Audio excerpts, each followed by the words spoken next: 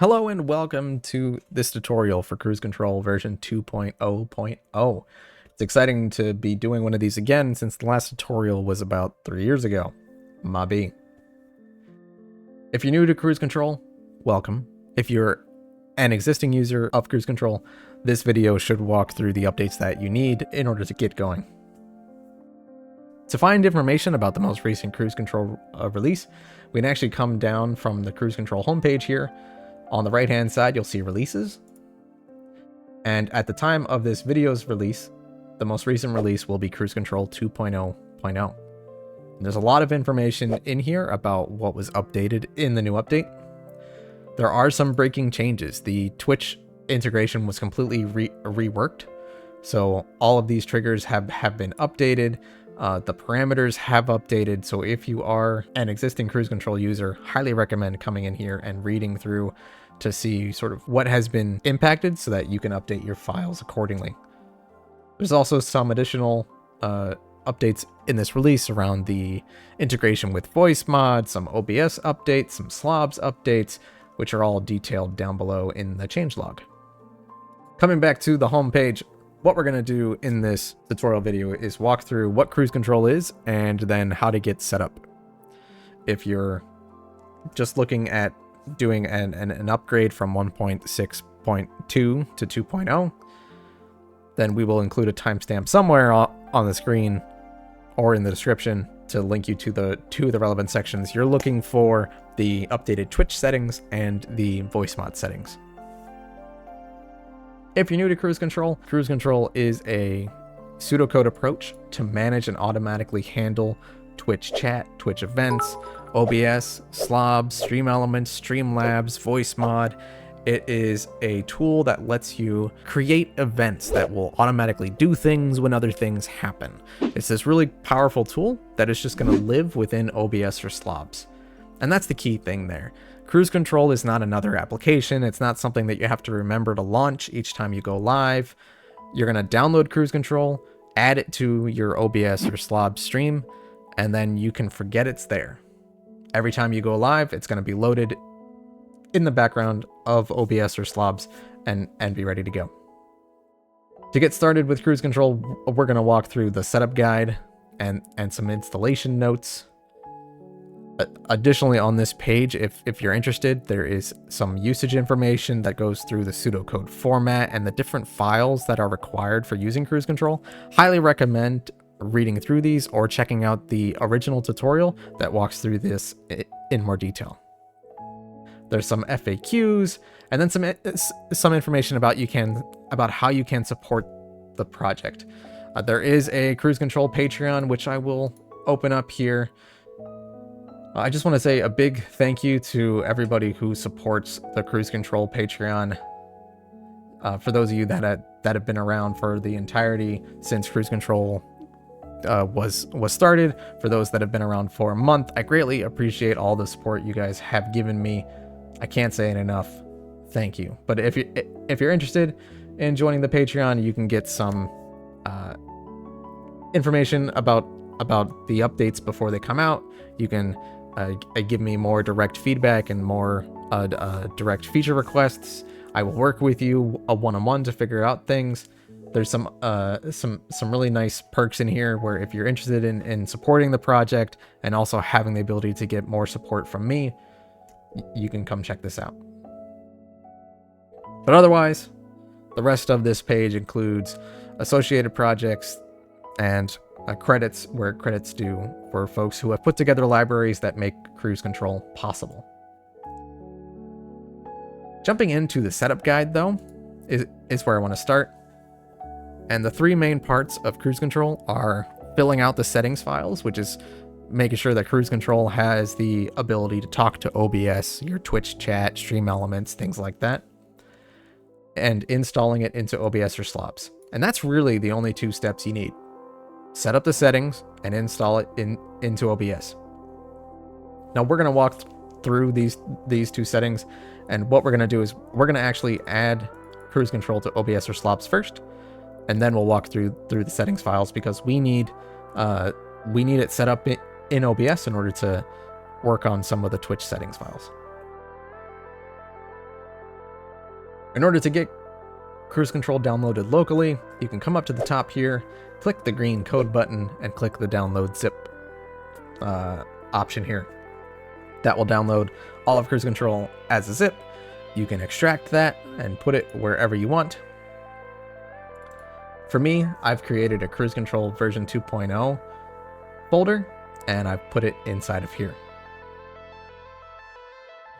Now, in order to get Kruiz Control added into OBS, I'm going to open up my OBS, and I'm going to go into any of my scenes and click Add Browser. I'm going to add Kruiz Control. Select a local file.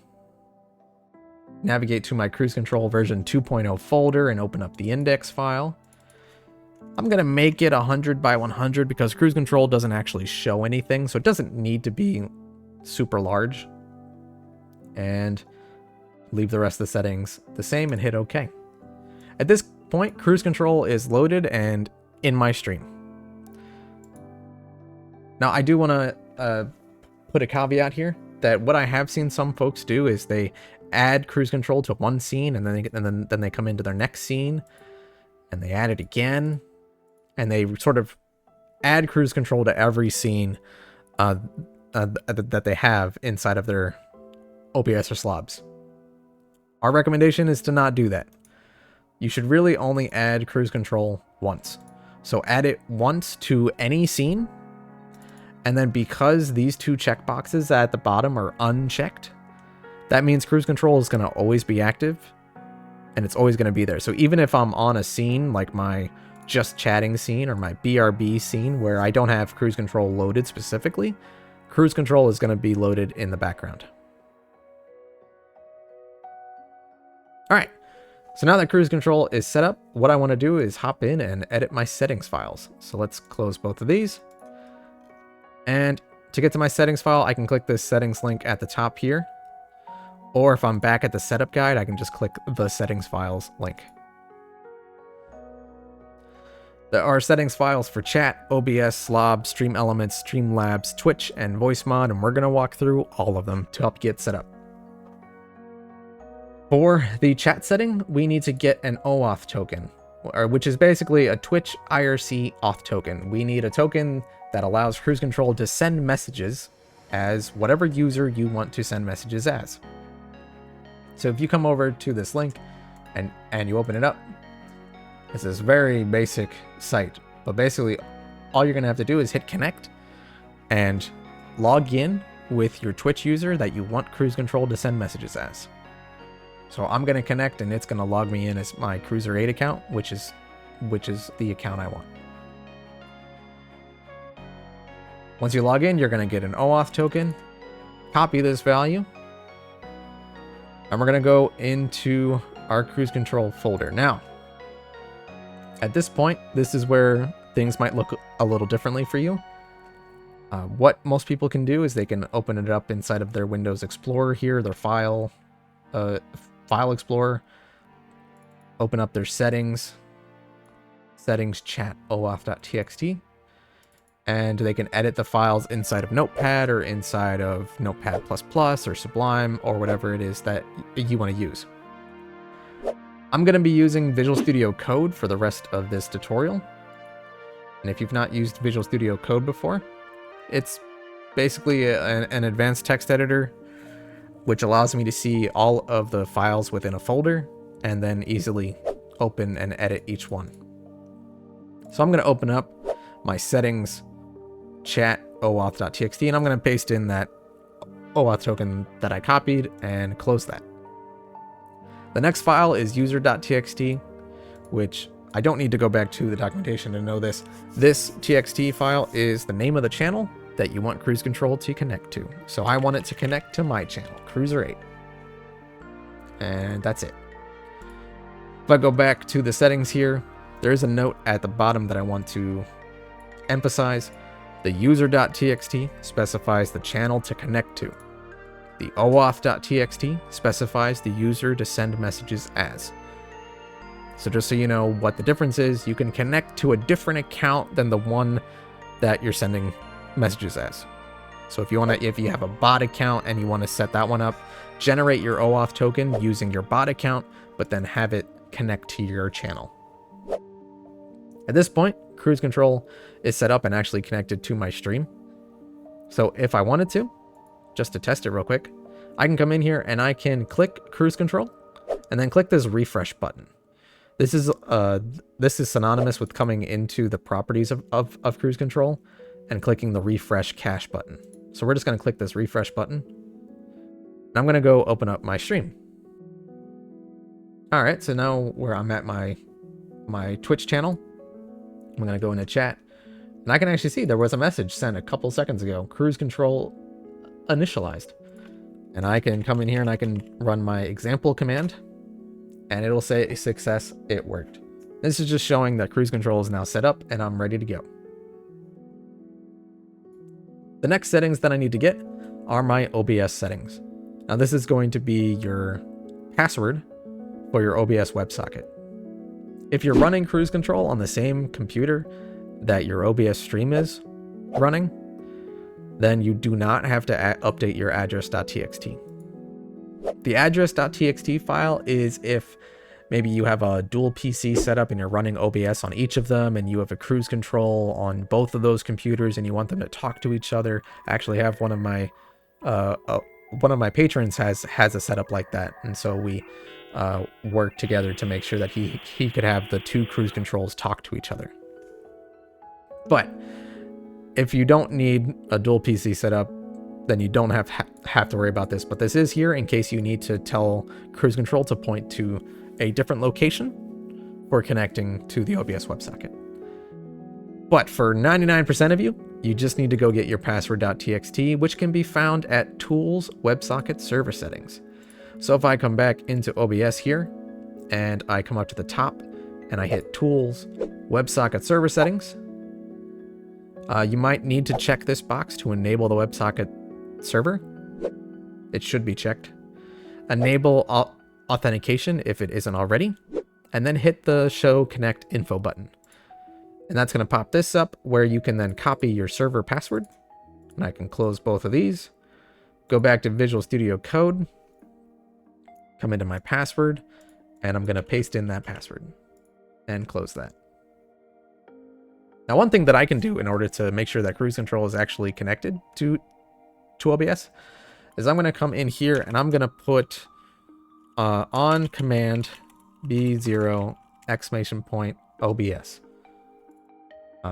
When somebody puts a command into chat and has the broadcaster permission with a cooldown of 0 seconds and the command is OBS, I want to get the version from OBS, from the OBS WebSocket, and I want to chat send that version. For more information about sort of where I'm pulling this from, like how do I know what exactly to put here, all of this information is inside of the, let me go here, the home page, inside of the documentation link found at the top. Inside of here, you can find all of the triggers and actions that Kruiz Control can interact with. Triggers are what cause something to happen. So on command, on keyword, let me scroll down a little bit more, on init, so run this whenever Kruiz Control loads up, whenever scene switch in OBS, whenever your stream starts from SLOBS, whenever you get a follow from Twitch or an alert from Streamlabs, those are your triggers. And then your actions are what to do based off of that. Right now, I'm just using this chat send. And if I come here and I click it, you can see, okay, here's how you would send a message to chat. Here's the format, chat send message. And here's an example. In order to send hello world to chat, we will send hello world. So that's the basics of sort of how you can dig into here and figure out what the triggers are and what the actions are. I'm not going to walk through this in more detail. If you're actually interested, I would go check out the earlier tutorial, which I will link down below, which goes into more detail about how actions and triggers and parameters and how those all work. But for the purposes of settings, I am just going to make sure I add this to my triggers.txt, save. I'm going to come back and I'm going to refresh. Now I should, if I come back to my stream, I'll see Kruiz Control initialized, and then I can run !OBS, and it's actually disconnected. Ooh, what happened here? Well, let's see. You can always come into Help, Log Files, and View Current Log, and this is how you can see the OBS log and all of the logs from Kruiz Control as well. The easiest way might be to just hit refresh again, because then some of it's going to be yellow, and then it's easier to sort of figure out what's going on. My WebSocket is not actually running on OBS, so that's why I'm unable to connect to it. And that's because I believe it's because I have two OBSs running. One is recording this video, and the other one is the one that I'm demoing from. So that's my own fault, or that's an issue with my setup. If you run this on your computer, you should get back a version here. It'll be something like 5.0.0, which is the version of the OBS WebSocket. So we're going to continue on, sort of assuming that the OBS setup is correct. And we're going to go to SLOBS. Now, in order to connect to SLOBS, you have to set up the SLOBS WebSocket, and then also get a token that you can use to authenticate with the SLOBS WebSocket. To get that WebSocket, you can follow the instructions here. Just to show you what or how to get there, you're going to open up SLOBS. You're going to hit this gear in the bottom left. You're going to go to Remote Control. Don't show this on your stream if you are doing this while live streaming. Don't. You can click this QR code, click the Show Details button, and then click the eye here in order to show your API token, which you can then copy and close this. I'm going to go back into my Kruiz Control setup here, open up my slobs token.txt, and paste in the token that I just copied. Now I can also check the slob setup as well. So let me just do that real quick. And to do that, I'm going to send a slobs notification connected to Kruiz Control. I'm just going to do this whenever somebody enters in slobs. So let's have Kruiz Control, let's refresh it. Go back to my chat, and I'm going to hit slobs. What this actually did was it added a notification down here in this bell window, and it says connected to Kruiz Control. So the Kruiz Control in my OBS was able to connect to Streamlabs OBS. If you're running Kruiz Control inside of Streamlabs OBS, then you would just be doing the refreshes here by clicking this refresh cache button.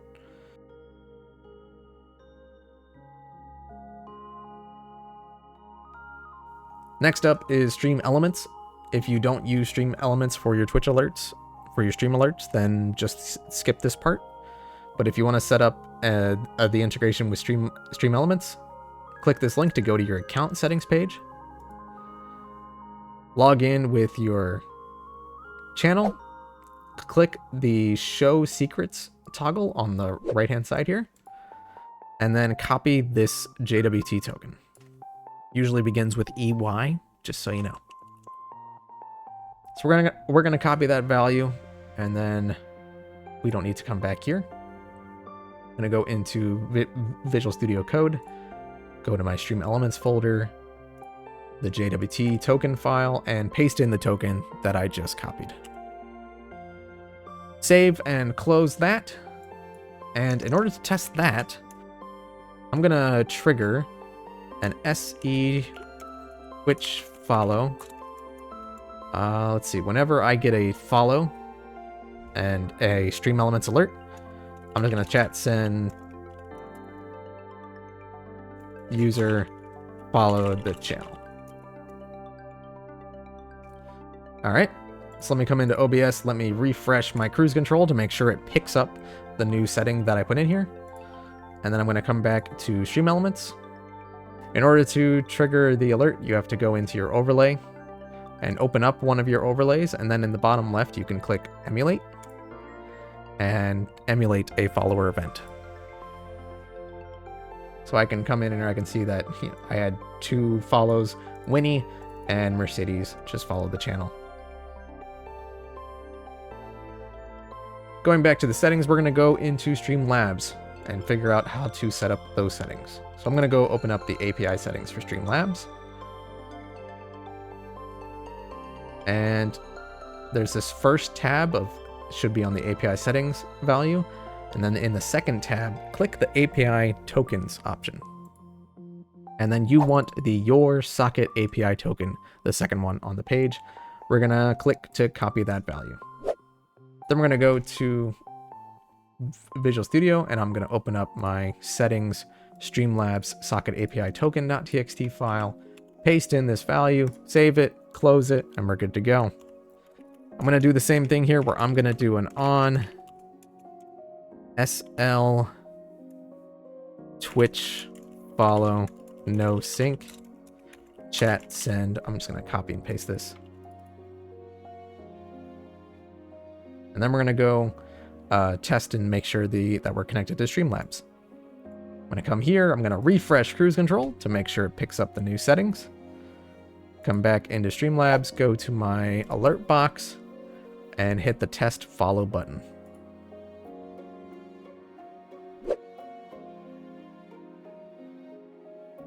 Cruiser 8, follow the channel. There we go. We are good to go. Now, for the fun part, Twitch.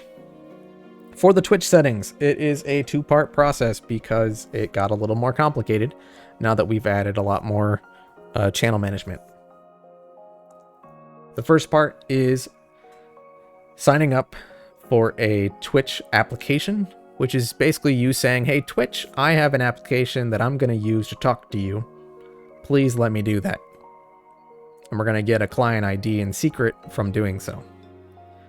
After we do that, we have to get a code, an auth code, authentication code.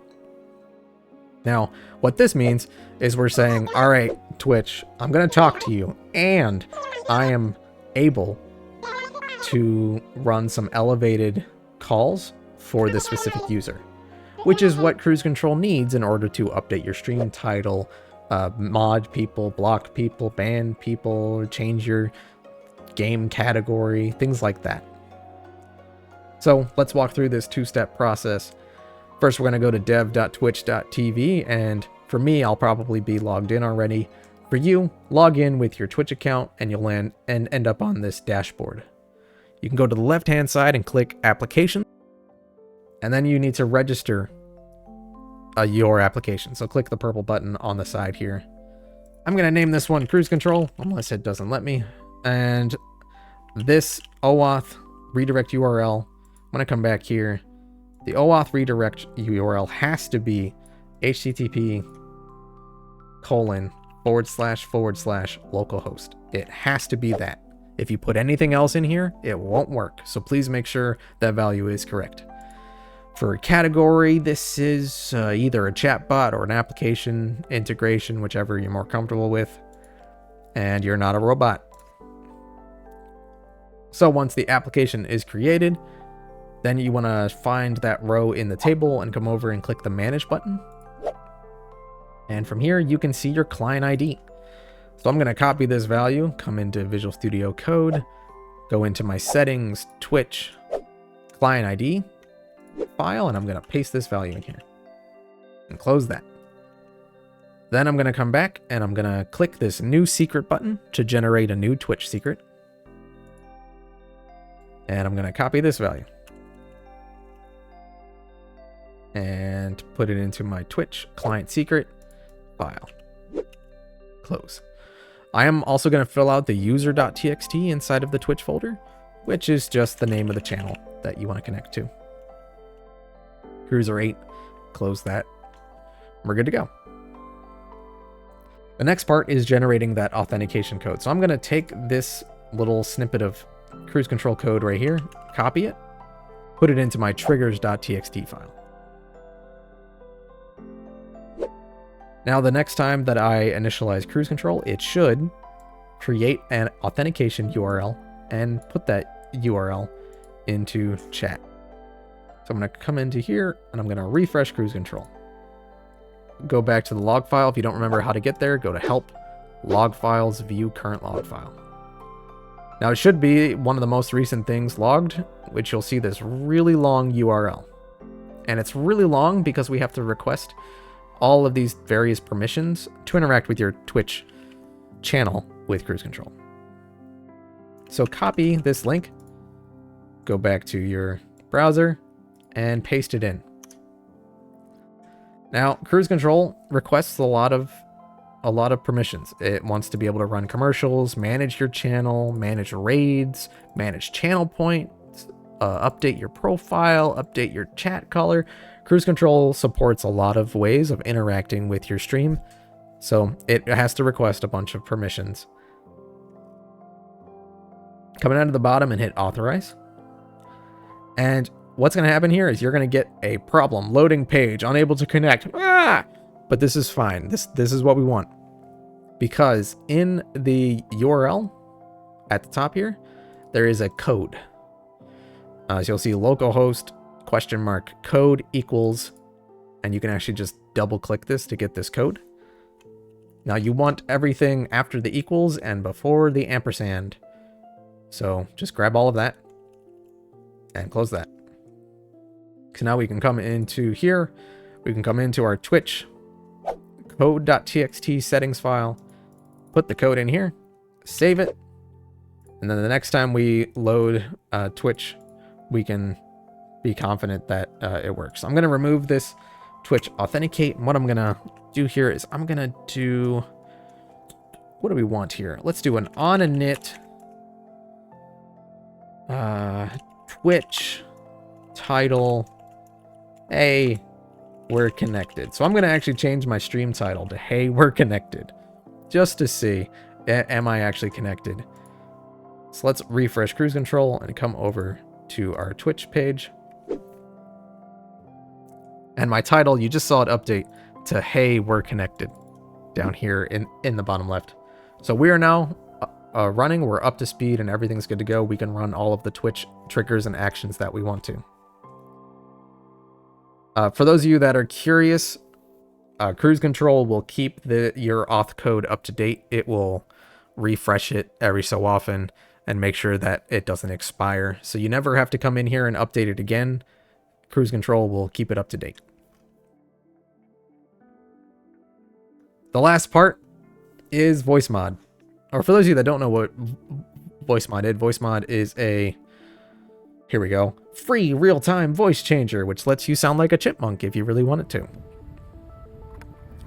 For our purposes, we want to be able to let Kruiz Control toggle a voice changer on whenever certain events happen. And in order to do that, we have to request an API key from Voicemod. So if you open up this form, you can fill it out. You'll have to put in your information, agree to their terms to build responsibly and play by the rules. Make sure, you fill out your first name, last name, email, company. You can just put your stream if you want to. Content creator, the link to your Twitch stream. You're going to integrate with Kruiz Control.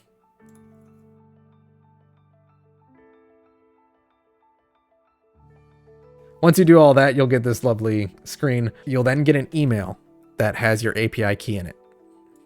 So you'll get an email from control.api.devs@voicemod.net, and it'll have your client key. You want to copy that client key value, and it'll look something like, 3 letters, hyphen, a bunch of letters, and then a bunch of numbers. That's the general format. Take that key and put it into your API key.txt. I'm going to take my client key and copy it from that email on my other screen. And I'm just going to paste that in here real quick. And save. The address.txt is here in case you need to change it, in case Voicemod's running on a different computer, or if you need to change the port that Voicemod is running on. If you come into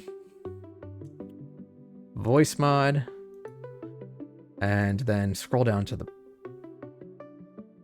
bottom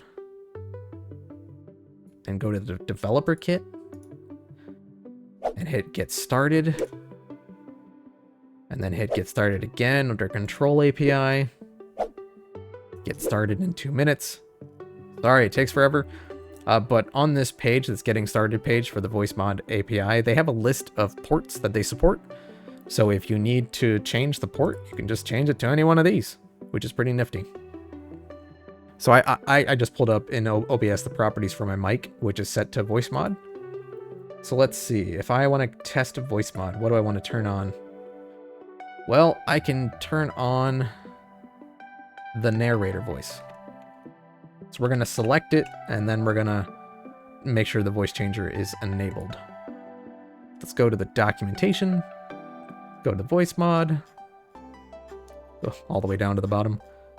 And I want to make sure the voice changer turns on, and I want to select a voice. So to select a voice, Voicemod voice. Good. So we will do on init Voicemod voice the narrator. And then to make sure the voice changer is on, we'll just do Voicemod voice changer. And I'm going to actually have it toggle. So I can actually have Voicemod open on the side here, come back to OBS and click refresh.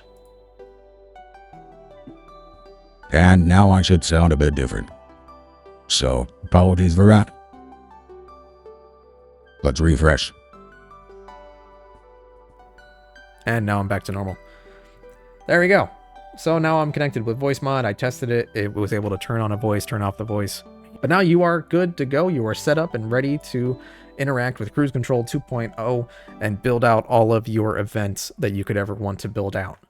Highly recommend spending some time and looking through this documentation, looking through the table of contents, learning what parameters are, and just getting a feel for how each of these actions and triggers work. But thank you so much for watching, everybody. I appreciate y'all. If you have any questions at all, or you're stuck, you get stuck during the setup, or you're trying to figure something out and it's not quite working, make sure to join the Discord. We'll put links to that down below. There's plenty of folks in there that are always willing to help. It's very community-based support, and I love the fact that everybody's willing to jump in and help each other. Again, if you want to support Kruiz Control, you can become a patron on Patreon, where you can get more direct access to me and ask me for help on getting Kruiz Control set up, or on certain feature requests or needs that you have. But thank you all so much. Have a good rest of your day, folks. Bye.